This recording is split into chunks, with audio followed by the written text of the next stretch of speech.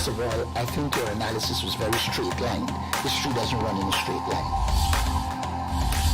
Kid, you cannot tell your neighbor he is stealing ducks when you are stealing frogs. As High Commissioner, I was wrong. As Charandas Prasad, I reacted naturally how any person would have.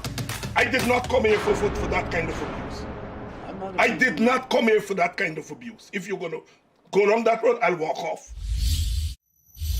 But it's all okay once they're talking. If they were talking, I could not have been here today.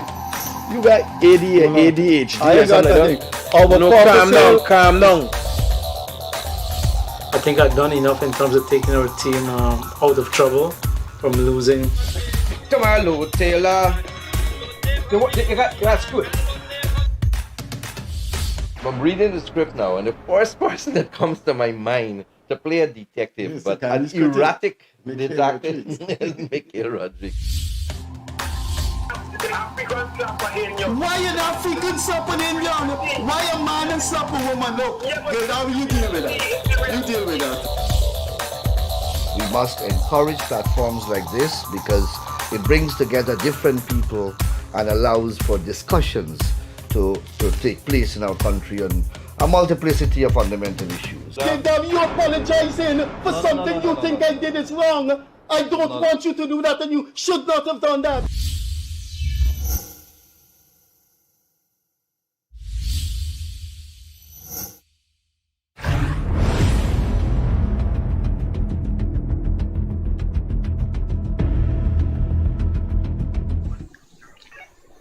Hi, good evening. Welcome once again to the Gildarie Freddie Kissoon show. We also coming to you live on YouTube, wherever you are.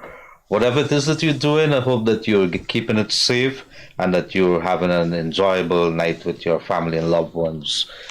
Tonight, we are going to step it up a little. As usual, a few weeks back, a couple of days back, we would have had an interesting man here, a religious leader in our country, a sheikh. And he would have been given some insights, talking about his aspects of things within this country. Tonight we have another man who might be religious in some way, but wear a lot of hats. And he's one of the interesting person in this country in terms of his knowledge, institutional knowledge, but also because of his contributions towards Guyana. And for that alone, we must be able to, not only for this gentleman here, who will be introduced in a very short while by my co-host, Freddie Kissoon, good night to you, sir, but also the fact that we have to continuously pay homage, pay attention to the people for the sake of history who would have made an impact on this country. And even if they've done so in a negative way, we still have to talk to them because history has been written every single day, every single moment here, and we must understand who played what in the history of our country. Before I hand it over to Freddie Kissoon, I would have been receiving a lot of calls, and I would just want to raise two issues as normal because we want to get into the things. A lot of people would have been approaching me and telling me that there seems to be an outbreak of something in the country, seems to be dengue or something, and yet I'm not hearing anything from our ministry and the authorities that what is happening. There seems to be something happening. This afternoon I got a call from a lady and said her child has passed away, and that for me was the ultimate. It's devastating anytime you have a child passing away. You can understand the elders, but child is not something that parents really want to. But I've been getting more and more complaints, whispers, and people sending me texts about something that's happening, and I'm not sure whether nationally we have said to the people, be very careful, this is what you need to do. There's a couple of things that need to be triggered from the authorities' perspective when situations like this occur. The Ministry of Health knows what it is. Secondly, I'm going to come back to that in a short while, but I must mention it. We are going to have guests on this program from time to time. We don't have to agree with what they say, but for the sake of history again, And especially when you're a political figure, you're leaders in this country, this show here is obligated to, and when the opportunity arises, to engage with them so we can be able to know what they're thinking.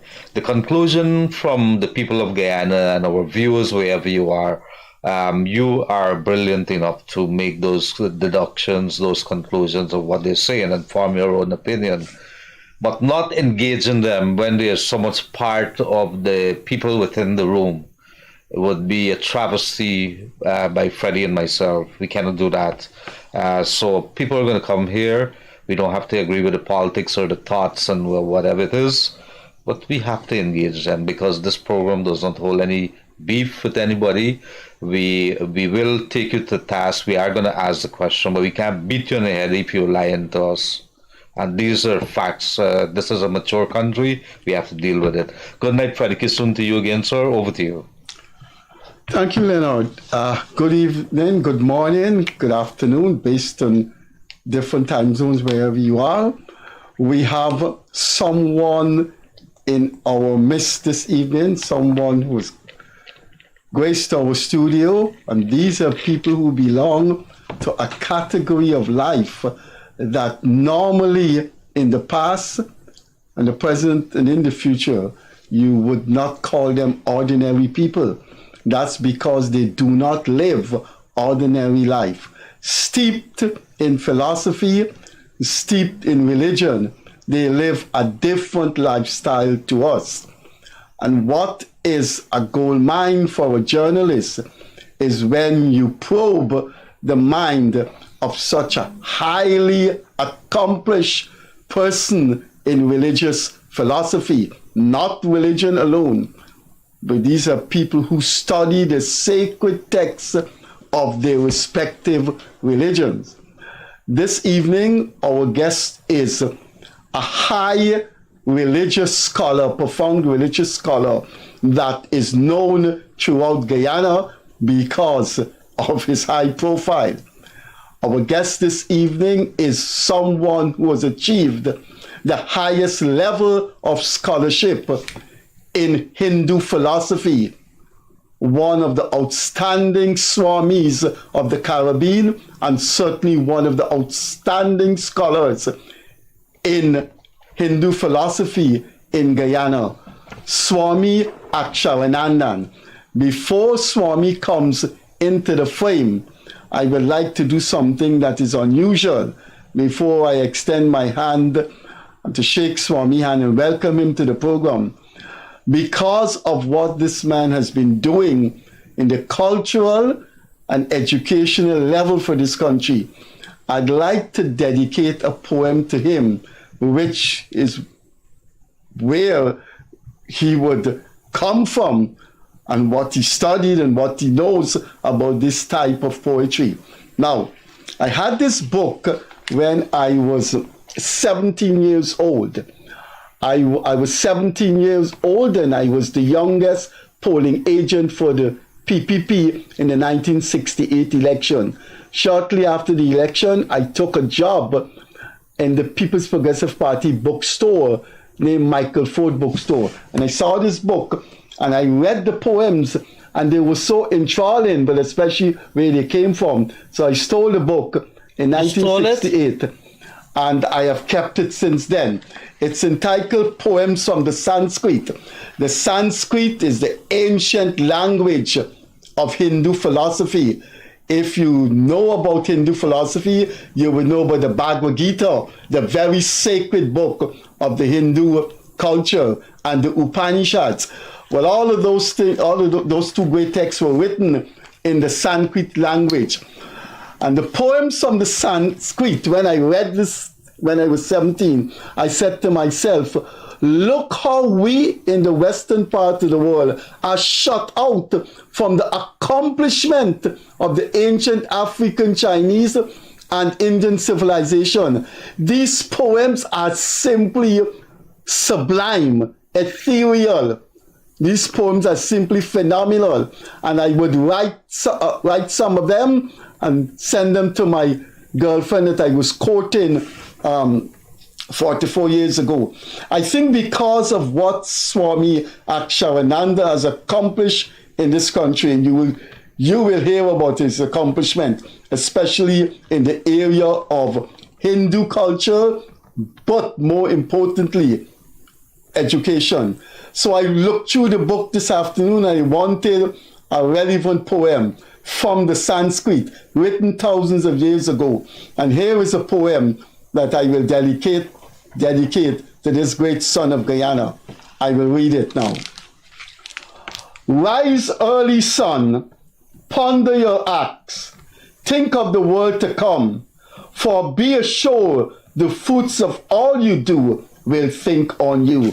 Swami, thanks for being here this evening. Thank you very much.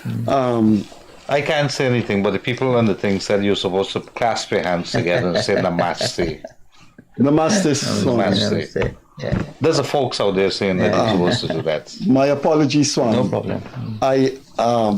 The first question I want to ask you is, I know you're a monk. Monks live very, very introverted lives. They do interact with society, but they don't like to talk too much about their lives. I know that. I know I've been close to some Catholic priests who don't like to talk about their lives. But you're a Swami. My first question is, what is a Swami? How does one, I know, and most people know that that's a very sacred religious person who is well learned in that particular area of endeavor, which is Hindu culture. Swami Aksharananda, what is a Swami? Well, it's a title that is given to someone who has taken, normally who has taken the monastic order. Not everybody who has taken the monastic order in Hinduism is necessarily called a Swami.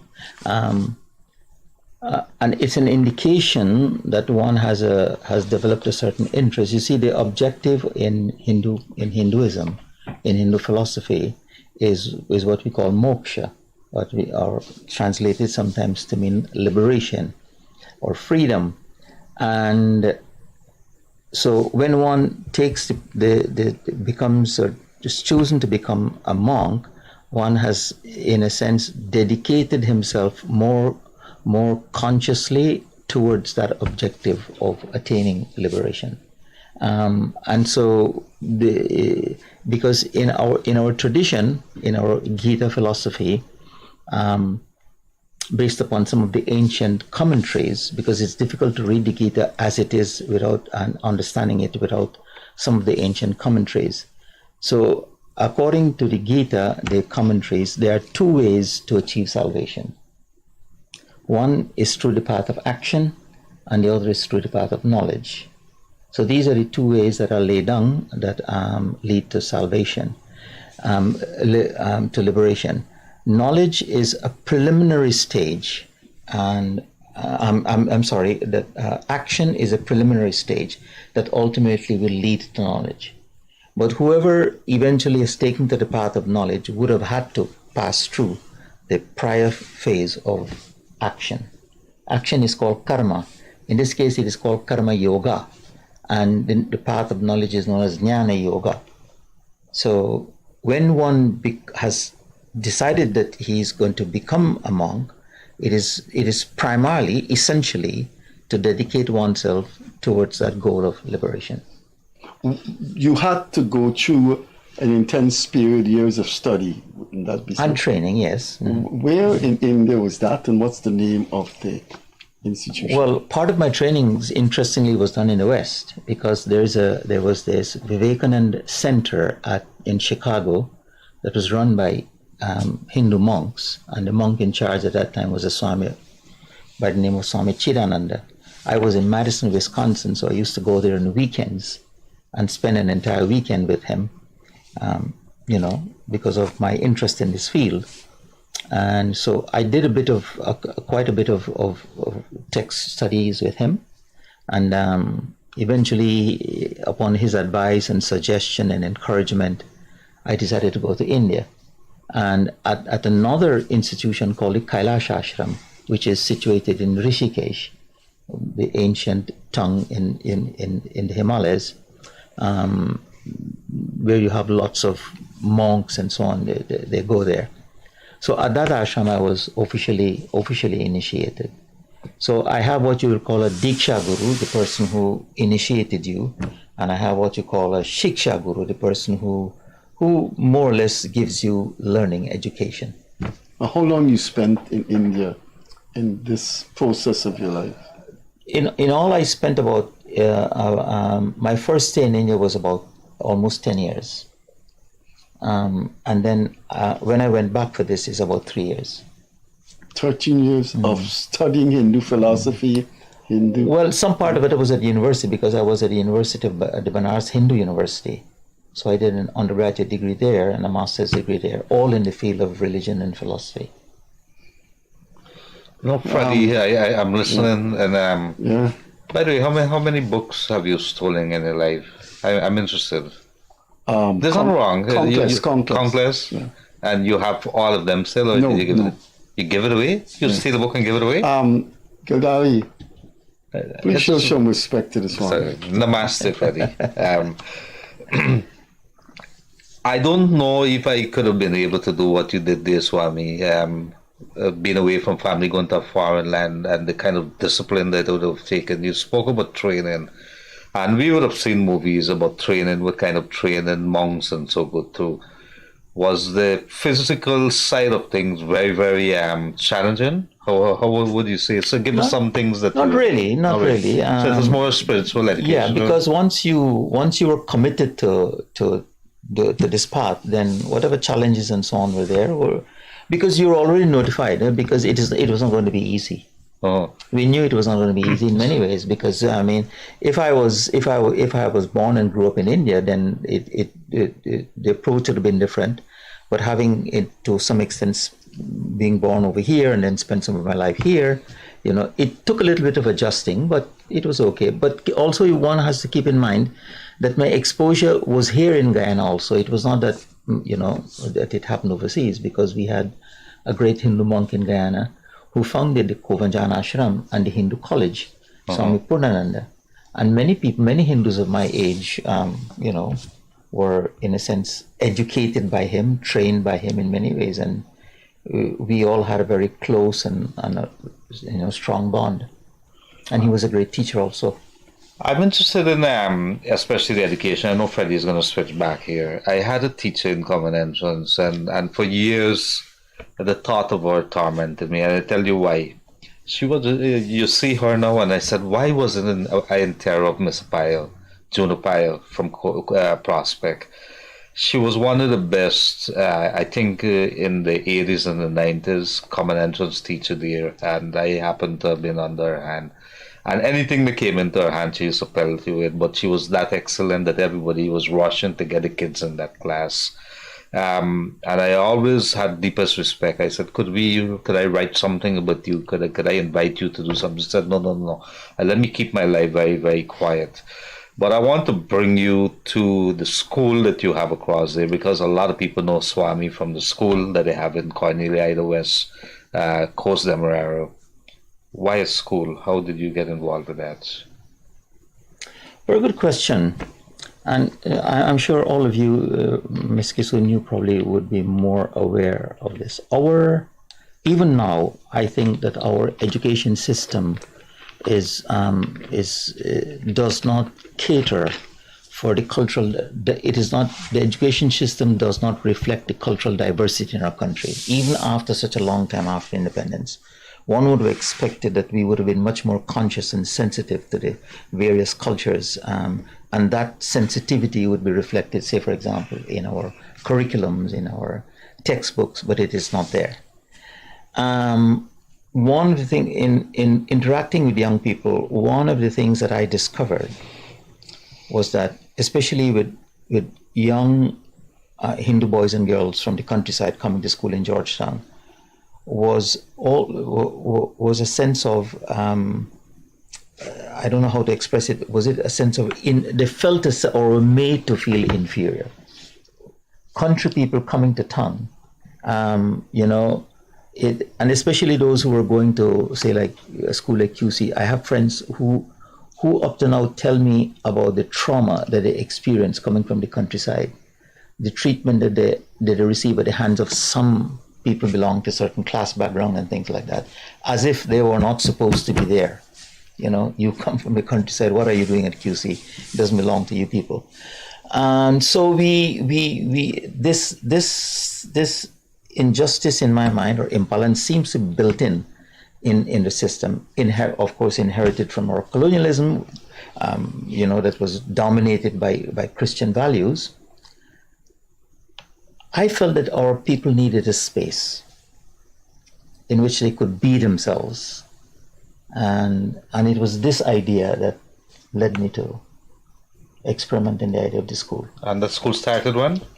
98. Well, no, we started the actual building there, but officially we opened in 2003. 2003. If I could go in a different direction, but on the same cultural level, you've explained quite intellectually the dream of having such a school, given the class and ethnic disadvantages Indians felt. But that school has filled a void because there is a Catholic school, Catholic owned and run school, Marian Academy, named after a Catholic saint. Then there is the Muslim school on East Street, two primary and high school. And now you have your Hindu school, Swasati Vidya Niketan. But it has achieved distinction because it has produced quite a large number of what we call common entrance winners.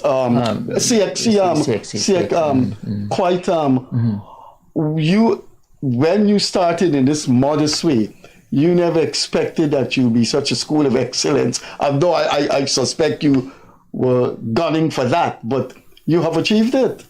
The school is in the national memory now. The school does well. Yes.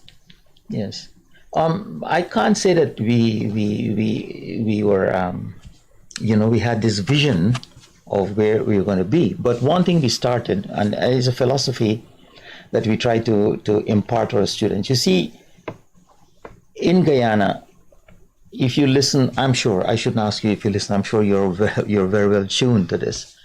There is a conversation or a narrative that you sometimes hear of that I am entitled, somebody owes me something. And many young people grow up in this country feeling that way. And I think it's a terrible disadvantage, and especially the leadership of certain communities fail people, especially telling them that you're owed, you're entitled. So we started by telling them, no, you're not owed, you're not entitled. So you have to stand on your own.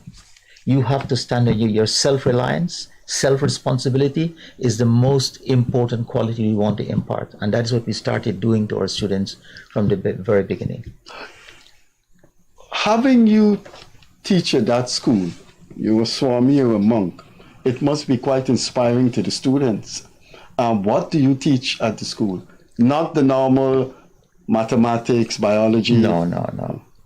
Well, sometimes I fill in, but no, it is not the normal thing. Actually, part of my role has to do with the cultural component of the school. Because we have these two parts. We have our academic component and we have the cultural component. It is a Hindu school, and everybody knows this, whoever comes here. We open our doors to everybody. It's a school that does not have when you go to these secondary schools, and there's a sort of a so-called cut-off mark that you have to have before you go to this school or that school. Well, we don't. We admit anybody and everybody. Whoever comes, whatever ethnicity, whatever religion, and we do have a large cross-section of students. So two questions there, Swami.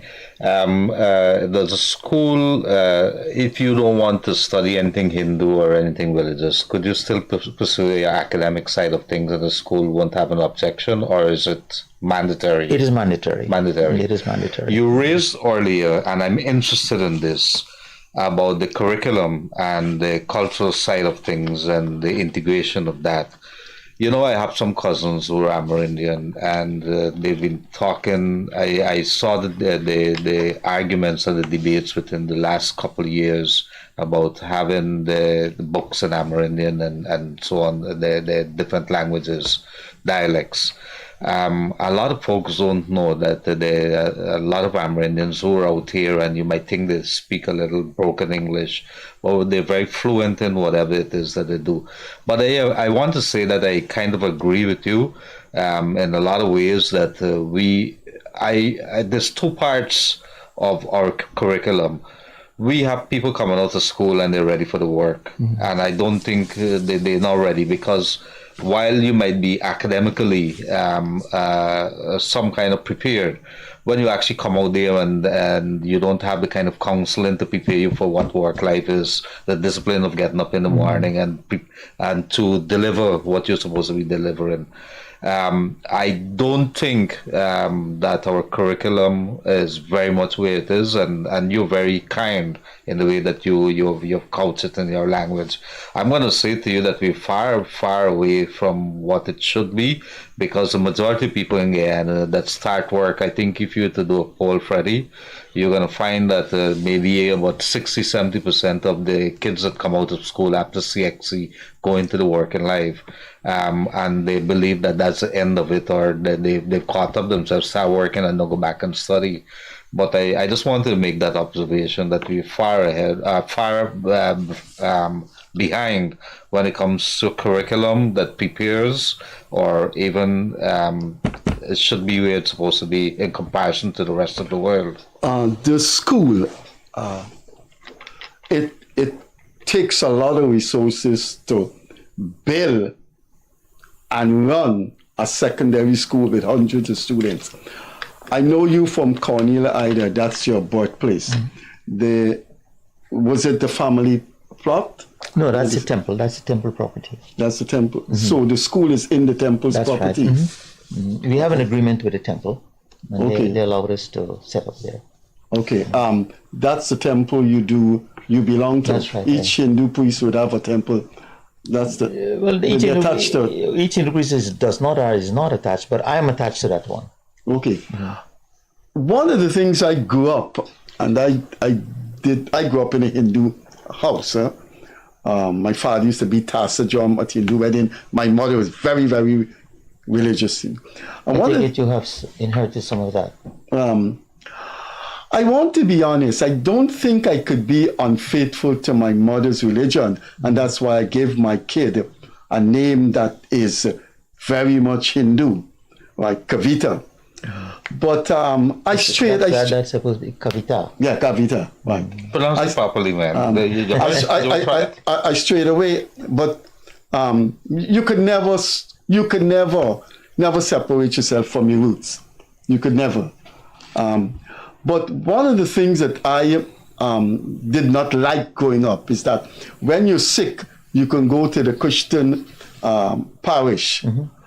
But these temples were not served by a Hindu priest. The people of Cornell Ida, when they have their problems, they come to the Swami they come to the Cornell Ida temple and to see Swami. Well, problems like what? I mean, domestic problems, psychological problems. They come for advice from the Swami. I wouldn't say that it's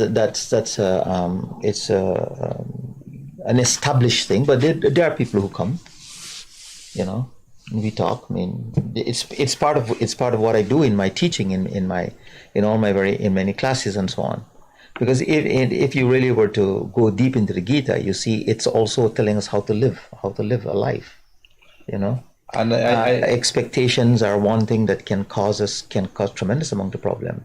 And many people in family, in many relationships, what we find is a tendency of one of the or the other more powerful person. It's a kind of a possession. I own you, and so relationship is not based upon freedom.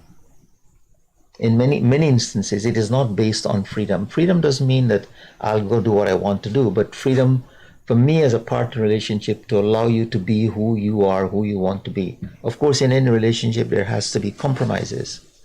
And that is what we try to tell people sometimes when they come to us. Right now, it's a growing phenomenon in Guyana is that a larger number of people are becoming single parents now, whether it's the mother or the father. Yes, it's a problem. And we are having to deal with many of them, and sometimes some of them come, bear their problem to you. You have to guide them. You have to offer them some succor, some.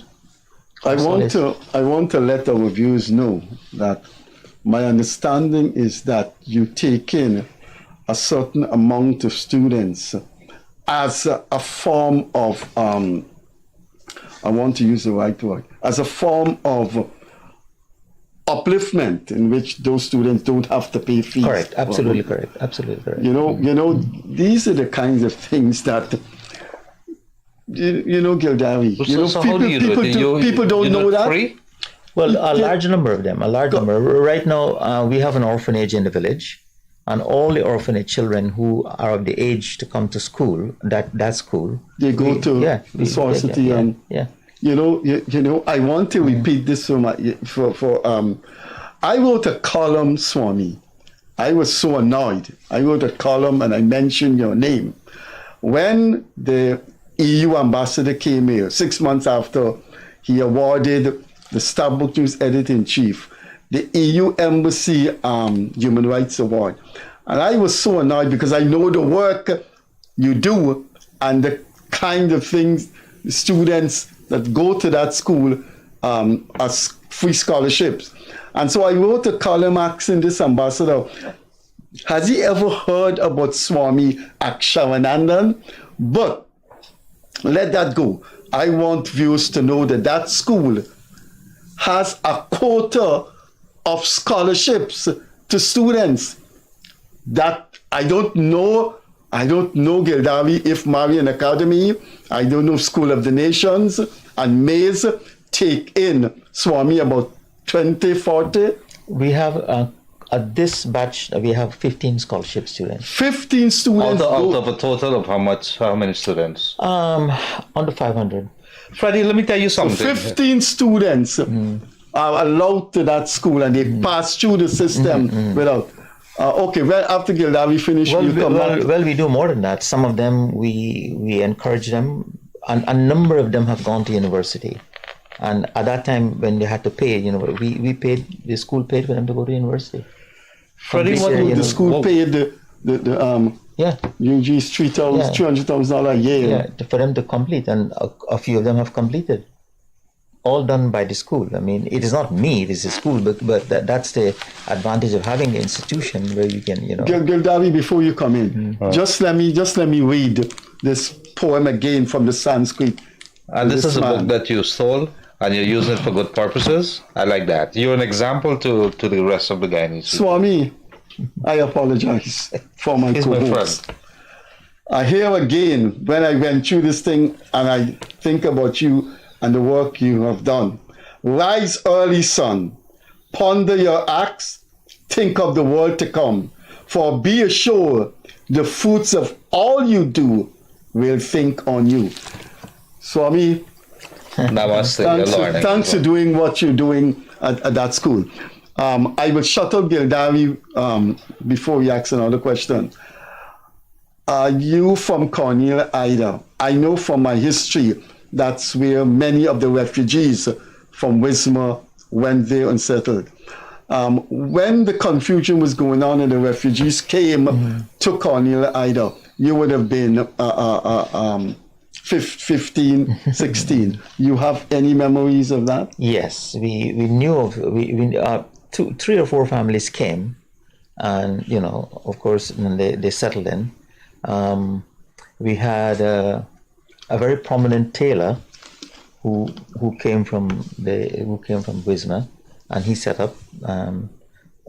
As a matter of fact, all those who came in the village were all related already to one another, and they already had relatives in the village, so it was easy for them to integrate. Right. So of course they have now passed on. Many of them in the family, people have all migrated and so on.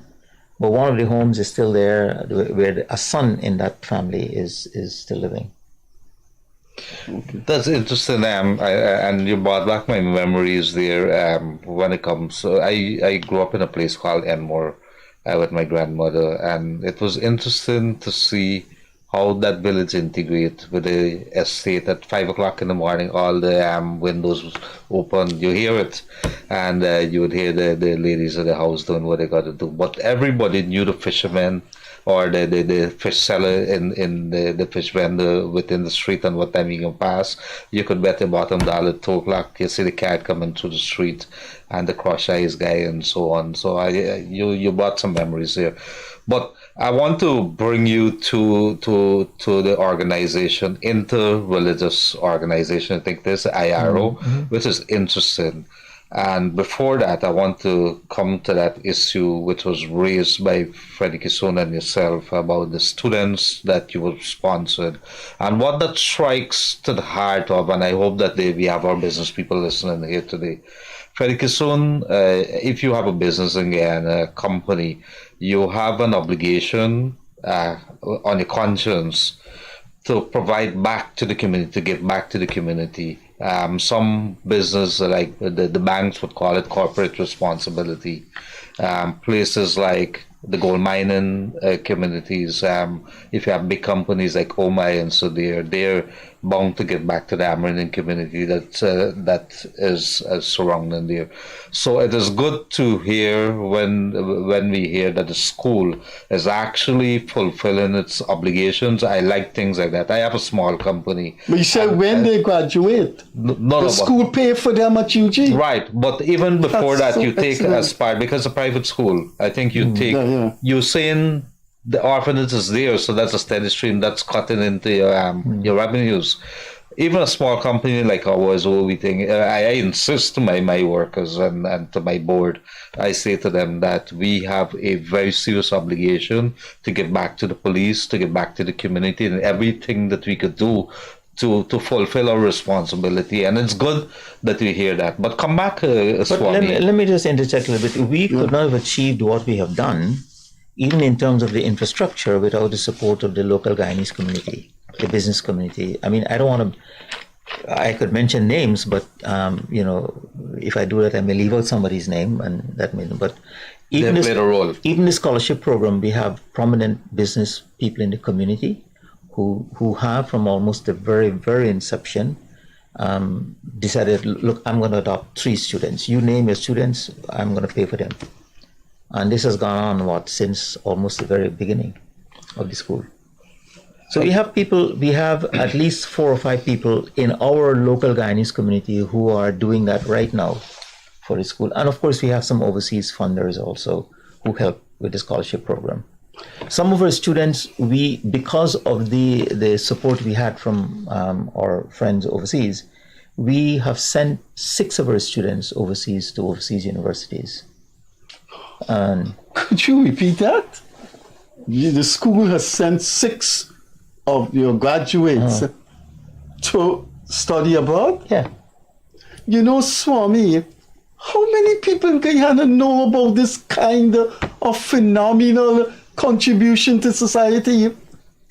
I don't think UG itself sends sponsors 6 students to go abroad. I taught at UG for 26 years and couldn't get what the Swami finance. is saying, because I think if I'm reading you correctly, is that you have a relationship with some overseas and you were able to facilitate that. Well, when you say we sent, I mean, these were outstanding students. Each one of them was the best student of the year. And they had indicated an interest earlier on. One of the things we try to do in the school, okay, and it has been successful to some extent, we try to figure out as early as possible which of our students would like to become teachers. So half of the teachers in the school now were former students. Nice. They come up in that culture and they're now operating in that culture. So some of the earlier one we arranged with the help of our friends, those who topped the school, go overseas, completed their first degree. One of them completed her second degree and is now virtually running the school. 2 of them are now in the school. One taught for a while, another one taught for a while, and then moved on. But that is how it has been. Swami, who is Swami Aksharananda? I know monks. This is very unusual. In the first place, to be giving us an interview, monks don't normally do that. And so we're extremely grateful. And I know you don't like to talk about your past, but I don't know if Guyanese know you have a PhD from one of the best universities in the United States, University of Wisconsin. Who is Swami Aksharananda, and what was he before? Well, I guess I was pretty much an ordinary person like everybody else. I mean, I had an interest in Hinduism from a very early age because of my exposure to several monks that came to Guyana. Swami Purnanand, you probably know that name, who set up Kovanjan. I was very close to him. Yeah. Then Swami Chinmayananda came to Guyana, very prominent, well-known, internationally famous Hindu monk. And then another monk from the organization of Swami Vivekananda, Swami Ranganathananda came. So with this exposure, I developed an interest, and I said, look, this is what I wanted to do. So almost immediately after high school, I kind of plunged myself into the study. We had a study group with some of us who wanted to do the same thing. And in our way, we kind of blundered our way through scripture and so on, because none of us was an expert, but we had a study group. Gradually, we became okay. We learned. And then in that group, we figured out, look here, we need to go beyond what we are doing now. We need to have someone with more specialized training and knowledge. And I was the one who was willing to go. So I went. So that was a teenage journey. That was in 71. And there you are. But I want to come back to the school, because obviously you've got to be doing something right to be able to churn out the number of top students that you've been churning out. What exactly has the school been doing? Well, what's the reason for the success if there's one or more? You've got to be doing something. Is it the discipline? I'm coming to that. I would say that is one of the things. You see, I think, and I hear people lament that there's a breakdown of discipline in our public schools, and we can see that. But I believe, this is my strong conviction, that children yearn for some order. They yearn for some structure in their lives. And somehow we have adopted this Western thinking about what we call freedom, and I think it is very detrimental.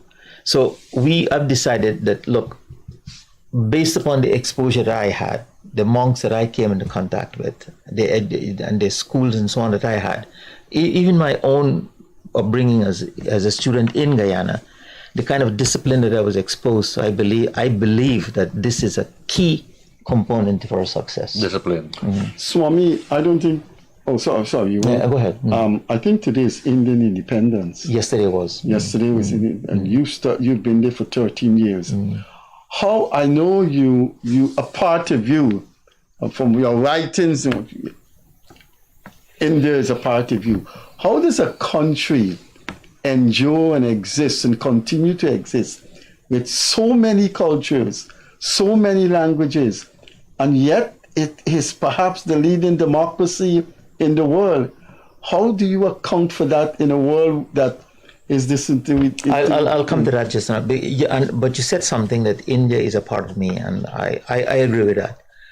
I recall a statement you made earlier on that you cannot, something to the effect you can't disown who you are. No, you can't. You can never divorce yourself from your roots. From your roots. So I see part of my roots going back to India. I don't know how you see your roots. My grandparents were from India, from both mother fathers. So we are in a lineage. So India is in us, India is in me, India is in you, India is in you. And I feel very proud about that. I don't, because I've seen the good it has done. Of course, like any place, any country, we have good and you have bad. But if you really want to seek out what is good, it is there in a remarkable way. I believe, this is my belief, that the reason why India can remain a democracy is because of Hinduism. Because Hinduism itself encourages that diversity. Hinduism itself is you see, Hinduism is not a dogma. It doesn't tell you what to believe in, right? It provides you a roadmap, a guideline. You follow the map to your own destiny. So in Hinduism possesses this diversity, the tremendous the sacred language of Hinduism is not only Sanskrit, it is Tamil, right? And many people don't notice. Tamil is almost in a sense as old as Sanskrit, and tremendous, because we are not so much exposed to it, the vastness of Tamil is no less than that of Sanskrit as a classical language. And when you go into this, you will see the respect for diversity, you will see the respect for difference. And maybe that is why in this teeming, endless multiplicity, there is this is the unifying factor. And I believe that is what is making India successful. How often do you go to India? I have not been for a while, but formally I would go perhaps once a year. You will now go once a year. What about your old university? You will visit it when I always go to I always go to Banaras. And the present vice chancellor would say one of the sons has returned. Well, I don't make contact with them, but I go back to my department, and of course nobody's there anymore who was there in those days. They all moved on. Swami, I raised the issue but a little earlier, the interreligious organization. You're part of that, am I correct? Not active, but I am part of it. The reason why I'm thinking, because you could talk a little bit that, but the question that I really want to think, I mean, we have seen what the pandemic did in 2020, and a lot of public functions were stopped. You couldn't go to the movies, you couldn't go to church, you couldn't go to the mosque and the mandir.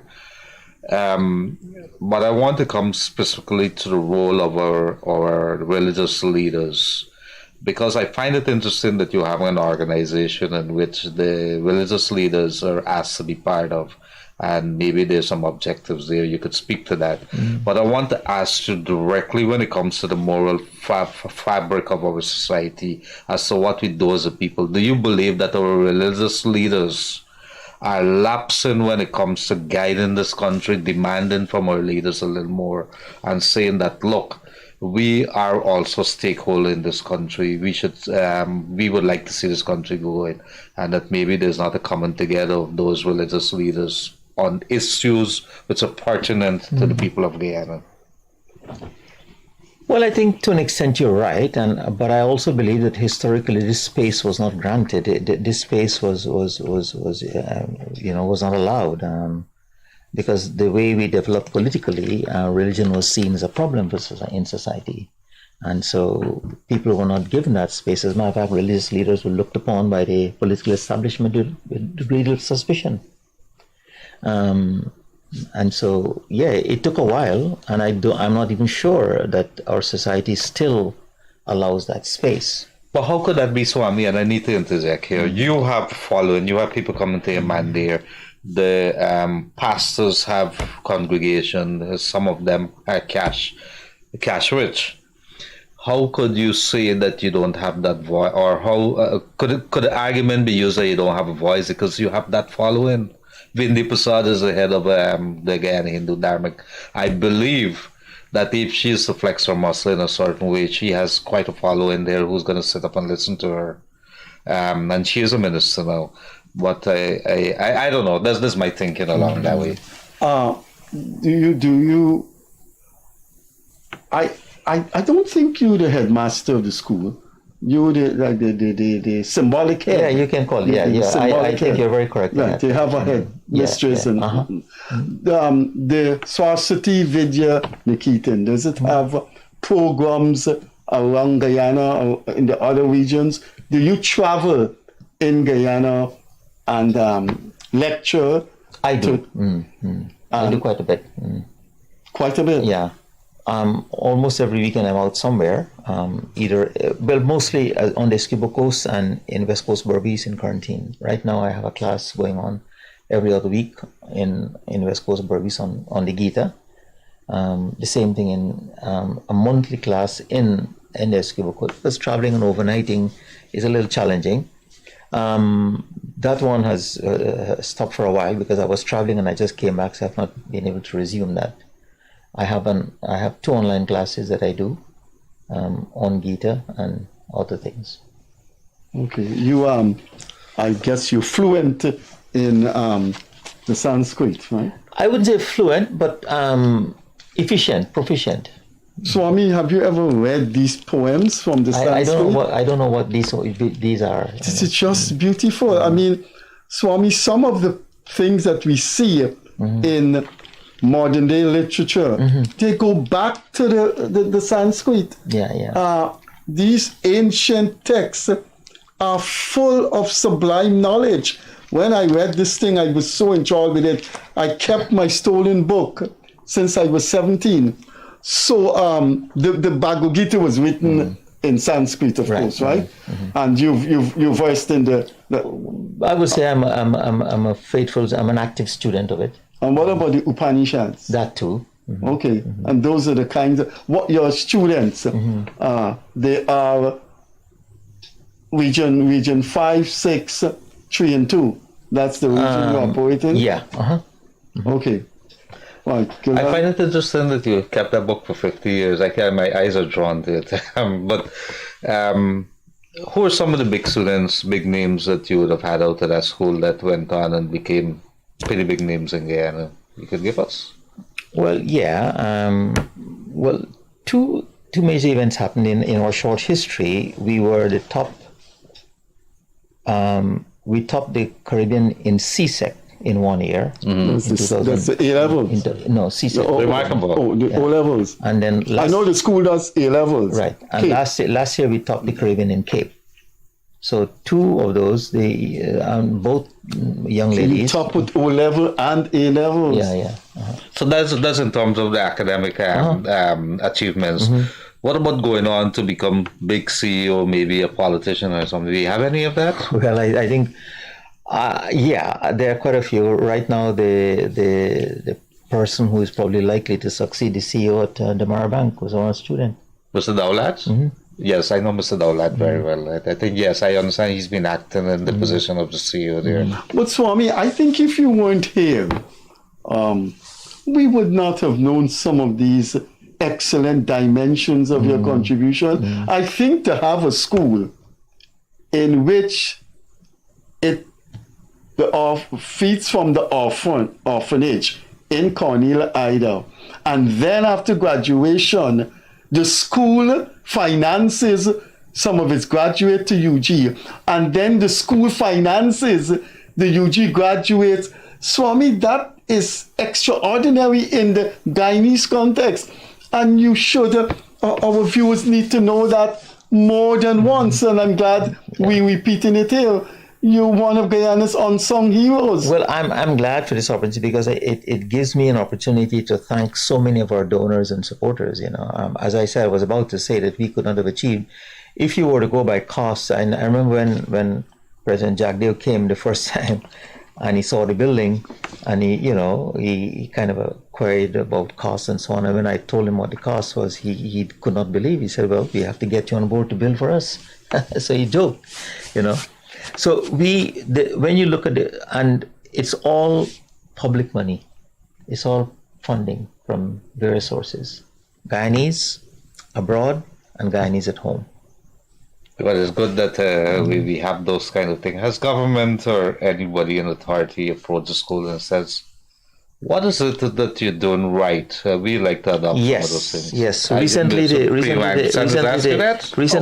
the success is the presence of Swami Aksharananda? Obviously, it has have to be one. Recently, the Minister of Education has approached. We are talking about ways in which we can collaborate. I think she's very open to our method, and What are some of the ways? Maybe you could tell the people that we could see. I'm interested in if we could lift our education standards to the next level and way above that. What are some of the things that you believe that the public system should have? It will face some challenges. I can foresee the challenges, but you see, the thing is that if we we can't say that we're 100% successful every time, but we try to let a child know, you're a child coming to school. What is your purpose here? Why are you in school? You have to understand why you're in school. You have to understand why your parents are making this investment in you, you know, and you're here for an education. As a student, you have one ultimate, only objective, and that is to secure an education. Everything else is extraneous, and you should stick to your education. That we ponged in our student from the time they enter to the time they leave, that this is your purpose. So be faithful to your purpose, be truthful to your purpose. That is one. How successful that particular indoctrination is, I don't know. But we also get our parents on board. What does a Swami eat? And what music does a Swami eat? What does a monk eat? And what music a monk listens to? What does a monk read in the quiet moments of his life in the evening? Well, I eat like most people. My diet is vegetarian. So completely vegetarian. And I love music. I love Indian music. I love the classical Indian music. I love the bhajans that are based upon ragas, not necessarily the modern day Bollywood kind of thing, but it based upon the traditional raga. I was just about to, you made reference to your Sanskrit book there, because you see there is an ancient literary tradition in Hinduism in India, right?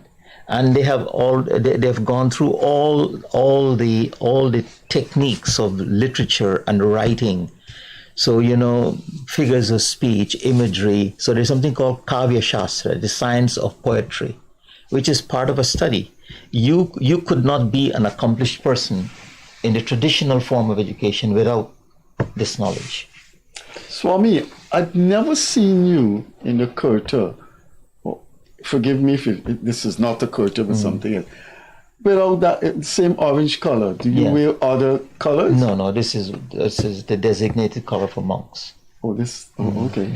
A little, you know, we get some funny people in this thing. People from all walks of life listen to us. A lot of overseas. They said the Swami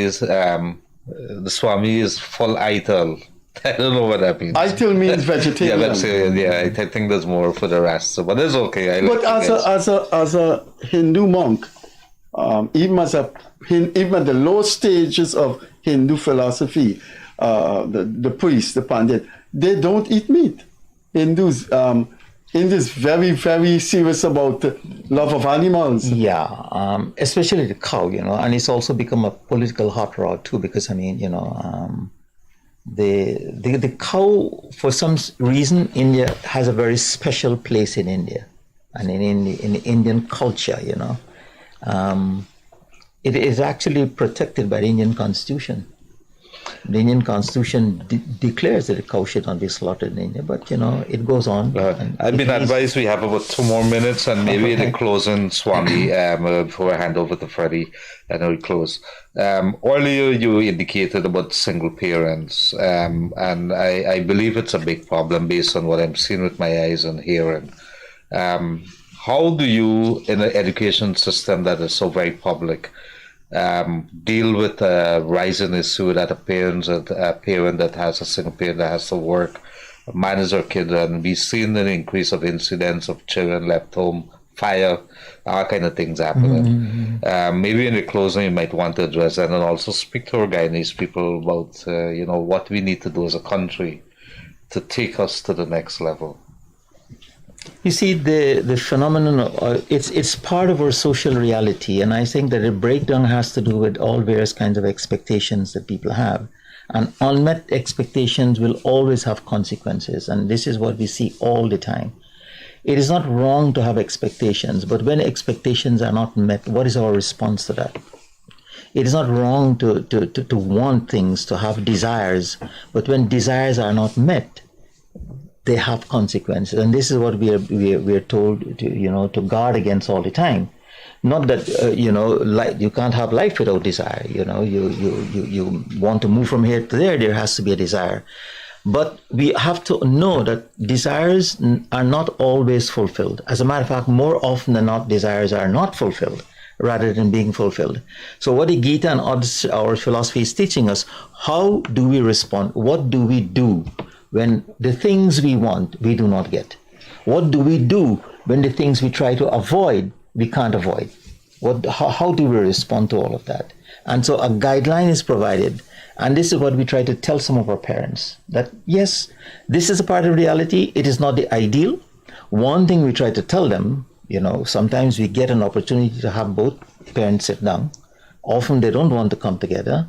But we try, whatever your problem is, this child must not suffer as a result. But do you think the whole ambiance, the whole philosophy of Hindu culture, the philosophical messages of Hindu Dharma, your presence there as a Swami, do you think that is responsible for the high level? I heard your students are very disciplined people, the kind of things you would see in some other private schools you don't see. I would say so. I would say that we have managed to pass on that value. We've managed to pass on the value. Freddie, you're closing quickly. Thanks. But there's only one thing I could say in closing. Only one thing I could say. You want a short I did not know if Swami wasn't here, I would not have known about that excellent contribution to Guyanese society. Exactly. Swami, I'm not in. I grew up very rough and very free thinking and very wild, and it's not in my philosophical training to praise people and sing song of praise to them. But I have been doing it. I've been doing it for a long time when it's deserved. I'm telling you, I am just in awe of what I heard about the sheer contribution of a man and his school to society, which I think maybe outside of the Dharamshala, the Red Cross, is not easily matched. Absolutely, and Freddie and Swami, let me tell you something. I've been saying it in closing. Swami, you're a Guyanese hero, man. Right. We have to continuously search and find the stories which are inspiring to people so it could motivate them. We have had a little cause of celebration. The 80s is pretty tough for us. In the 90s, things started looking, and things are looking very good for us at the moment.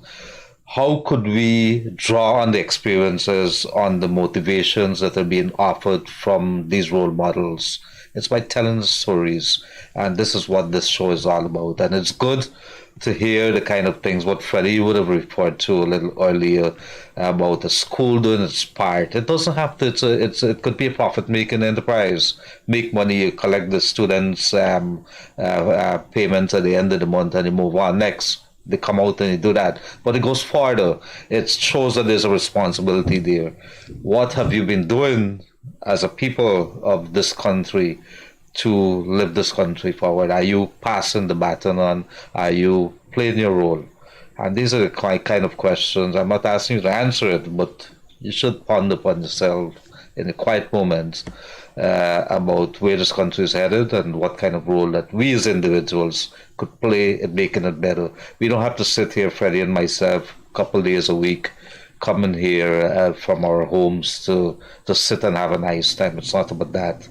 We have a passion, and I'm sure that it's Swami here to have a passion that we want to see a better Guyana, a better world. Wherever you are, whatever it is that you're doing, Freddie and myself and Swami is going to say good night to you. We're going to be back with you on Friday.